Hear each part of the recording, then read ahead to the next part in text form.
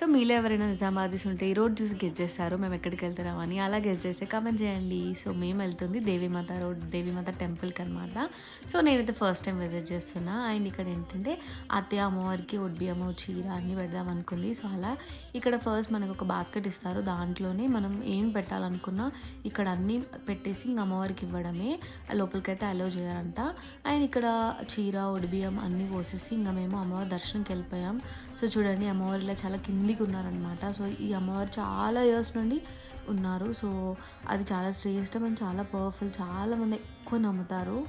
And అలా ఈ అమ్మవారి దర్శనంకి అయితే వచ్చేసాం. సో ఇక్కడ అన్నీ పెట్టేసుకొని నేనైతే ఫస్ట్ టైం ఈ టెంపుల్ విజిట్ చేయడం. అలా ఇంకా మనం పోసింది అన్నీ ఇంకా పంతులు గారికి ఇచ్చేస్తే మనకు కొన్ని బియ్యం అవి ఓట్లో పెడతారనమాట. అలా ఇంకా అమ్మవారి దర్శనం అయిపోయింది. సో ఆ రోజు ఫ్రైడే కాబట్టి అత్తయ్య వైభవ లక్ష్మి పూజ చేస్తారు. సో అది కూడా నేను ఇలా క్యాప్చర్ చేశాను. సో ఈవినింగ్ పూజ కూడా అయిపోయింది.